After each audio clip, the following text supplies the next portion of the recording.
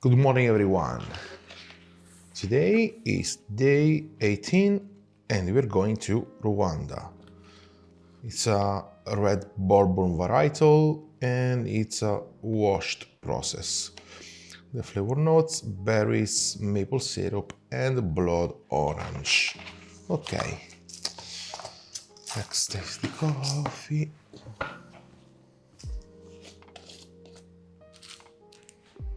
Okay, so today we are going to brew this coffee with, let's say, my favorite Kalita.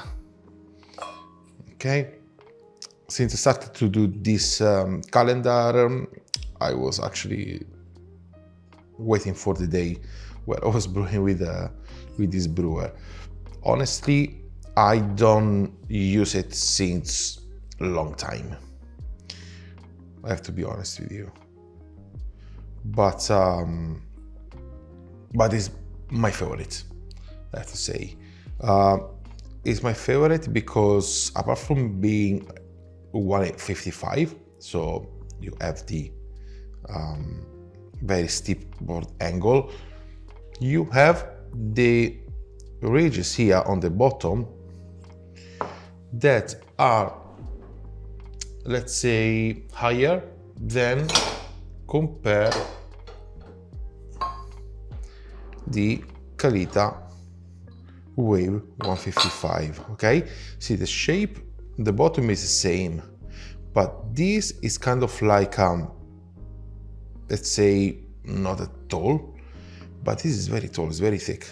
Okay, as a gap, and this make basically the paper be lifted from the bottom and gives a major drainage. Okay, the flow rate of drainage is, for me, is the fastest in between every Kalita. Okay, so that's why I love it. Also, like, it looks cool, as it's made of sandstone. It's a rough sensation. So yeah, I love it. It looks cool. It brews good coffee. So that's the combination you want. Now let's do what am I doing today? Okay, so let's do. Okay, so it's a wash, but I was thinking to do a different way to extract. Okay, so because I know that this is fast, so I can go finer compared to the other wash coffee usually, right? So if this is faster to drain and I can go finer, what I'm going to do is grind finer. Okay, because the contact time is going to be reduced. If I go finer, I will also increase the contact surface, so the extraction will be faster. Let's try to do 15. Okay, let's try to do this. Oh.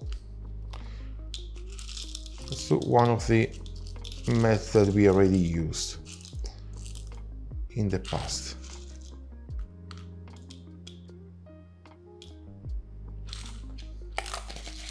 Okay, we do 15. Let's do 20. Let's do 23 clicks. I want to try to do this. Okay, so 1.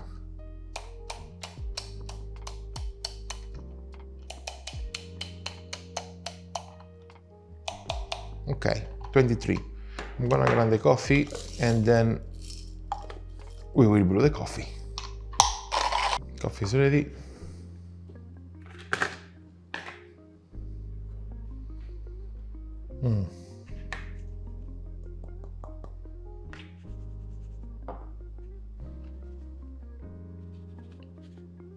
This is 23. You can see it's a bit fine compared to the other times that I grind the coffee.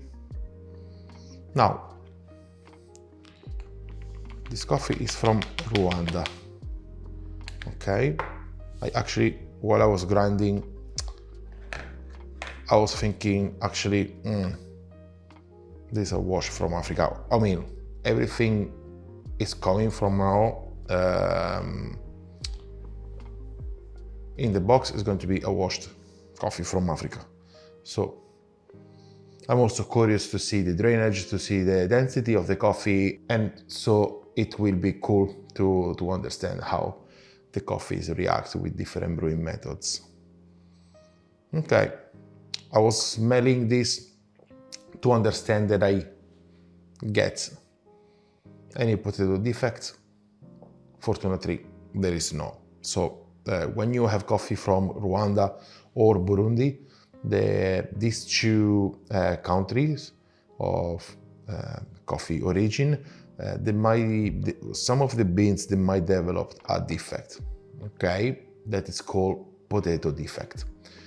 This basically it's a defect that it's, let's say, there is no way to find it during QCing, like when you source the beans, there is no like a different shape or different color. It's something that is inside, and it's called potato defect because it gives to the coffee a kind of like I would say like a rotten potato flavor or smell. Like a rotten potato is very disgusting, tastes like a potato, but like a bad potato, not a deep fried potato, okay? Just for example. So yeah, this is a defect, is well known in the world of coffee when you do QCing, Q graders, sourcing, and it's coming usually from these two countries, and it's something that, because it's something that it can be transmitted by the soil. I don't know, it's because these two countries are very close to each other, so in Africa, and but yeah, usually in these two countries it can happen that your coffee has a potato defect. Just one bean that has this defect, when you grind it, all the coffee is screwed. Also bag, like if you have that a suggestion as a barista that I can give you about this kind of problem is that, for example, if you go to your favorite local roastery and they have a bag of coffee from Rwanda or from Burundi, what is my suggest, okay, is to, if you grind the coffee in the roastery, like for example, if you ask them to grind for a brewing method, a suggestion is not to grind it all at once, because if there is one defect inside the bag, a bean, and you grind the whole bag is going to be ruined, okay? So I always suggest to grind on demand, that's why. And unfortunately, when it happens, yeah, in a commercial kind of way, when I used to work, if you had a potato defect into the grinder, man, it was terrible, because then you had to basically open the grinder, clean the grinder, because some of the grinders, they have retention inside, so they were retaining this defect. So everything you were grinding after, it was taking this characteristic. Okay, stop talking. Let's start brewing again. I do the Kalita as always. Wait, it's better if I do it here. Sandstone, so let's say I treat it like a ceramic. Okay.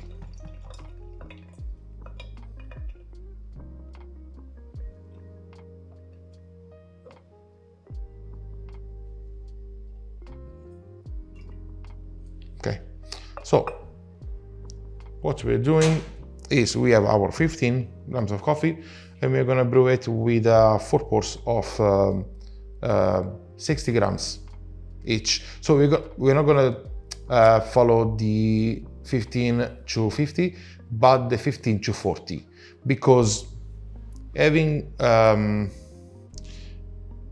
it in 23, okay, might be, even if it's a faster, might be too slow. I don't know yet.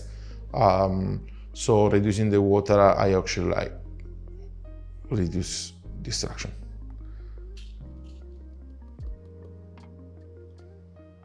Okay. Okay. Temperature of the water 93. There we go. 60. You can see how fast is this.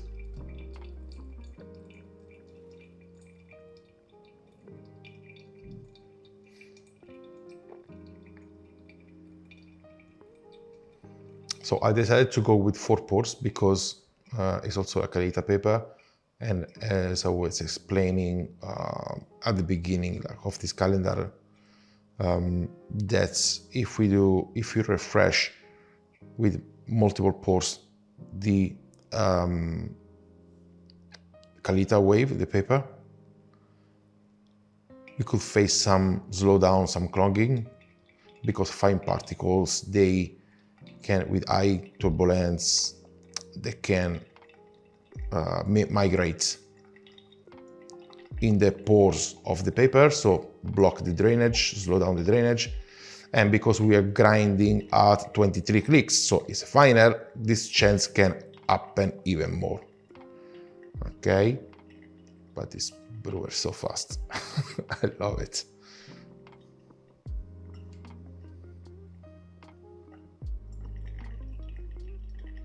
Okay.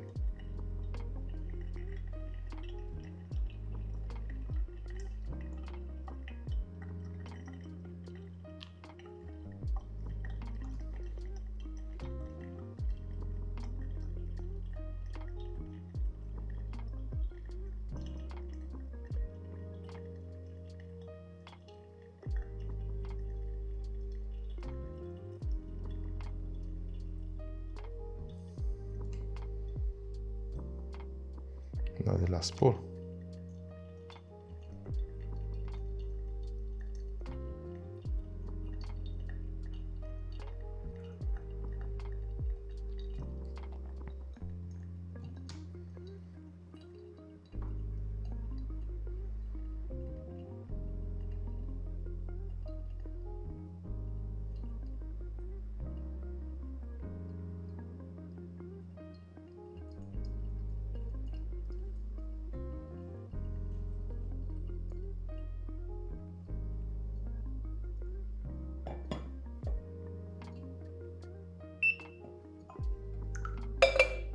Perfect.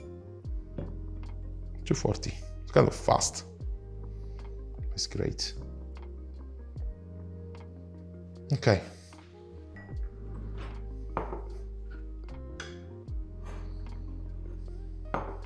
Okay.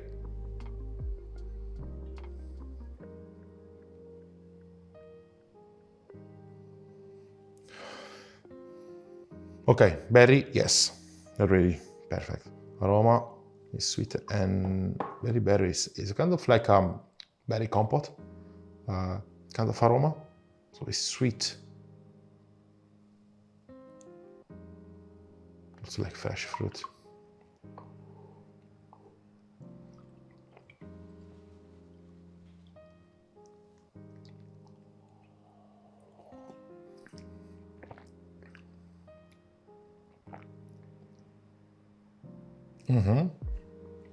Very interesting. Very interesting. It's very fresh. Okay, now I understand the blood orange.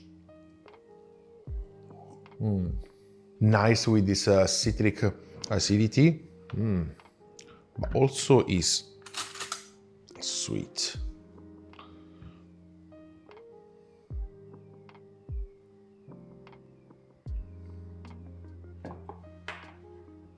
Okay. So basically what I want to achieve with this method, okay? Let's talk about the method that I did. I reduced the water, okay, to basically avoid over extraction because we were fine, okay? But, so basically what it gives me this, it gives me a high TDS, okay?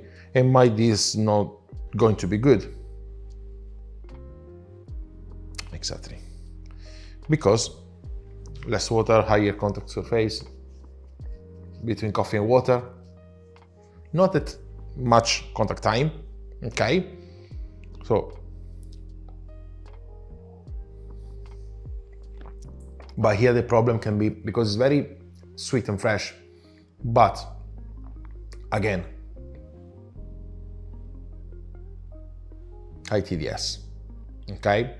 It's not for every coffee, it doesn't work with every coffee. So you might have this kind of like high sensation of intensity, and that can bring a bit of dryness. In this coffee, I don't feel this sensation right now. Maybe when it's cooling down, yes. But here you can create a very, very strong cup, okay? Okay, the lesson of today is this.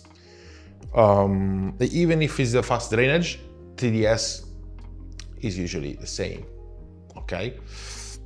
Meaning that strength, okay, TDS strength is determined mainly by the contact surface, okay, so the grind size and the ratio, okay? And you say like, yeah, okay, you didn't discover anything. Yeah, but for example, if I was using a slower dripper, okay, if I was doing the same grind size with the same water, for example, same temperature, 93, but I was brewing it in a, let's say, slower brewer, TDS would have been the same, basically. It was like more extracted because there is also like a major contact time in between the coffee, but in terms of solids, doesn't change much, okay? Even if you have, even if your pour is low, not because the grind size, but because the brewer, okay? That's the variable of the dripper. The variable of the dripper is also the contact time in between coffee and water, okay? Because have a higher or lower airflow or different geometry, okay? So slower, it will increase extraction, but it won't increase the TDS because TDS is mostly extracted at the beginning. And after you reach that point that you cannot extract it anymore, all the water that you put inside is going to have like a small difference. Like for example, 0.01 or 0.02, 0.03 maximum, but it's not going to be like 0.1, okay? In terms of TDS. And because a lot of time if you have a refractometer, you base this on TDS, you know, like high TDS, low TDS. So you try to see the extraction, calculate the extraction. It doesn't work all the time like this.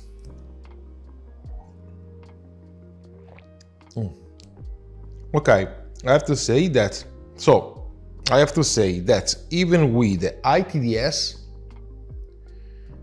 this coffee is not dry, okay? It's good, it's great actually.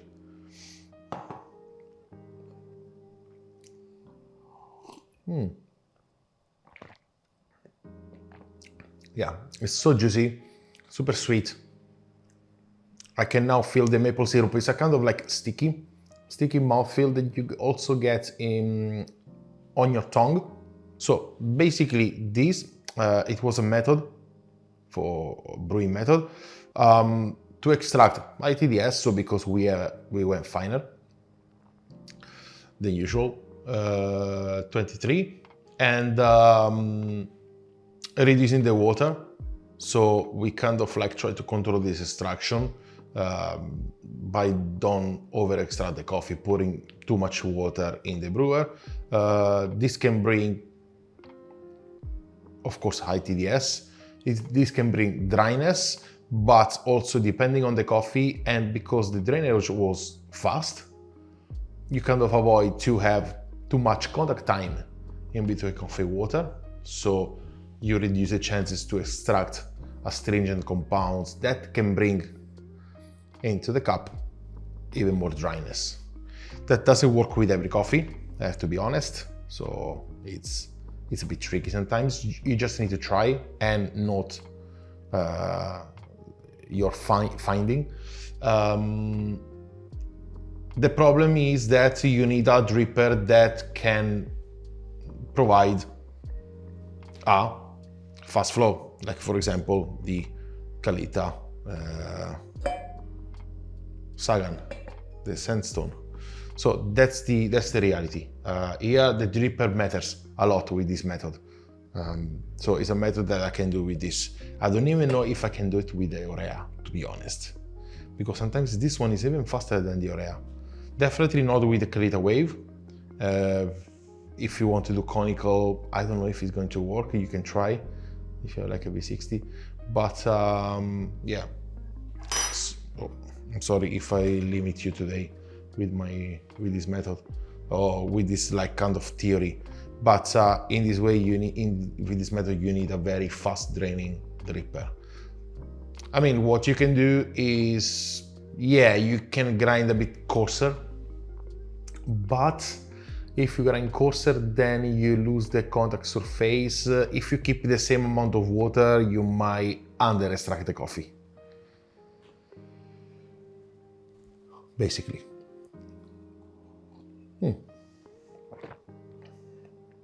But then you can just variables. With this coffee, worked perfectly. Okay. Yeah, still juicy, still very sweet. So it's good and doesn't get dry. So that was the talk of today. And yeah, perfect. I will see you tomorrow, and I wish you a very good day. Ciao.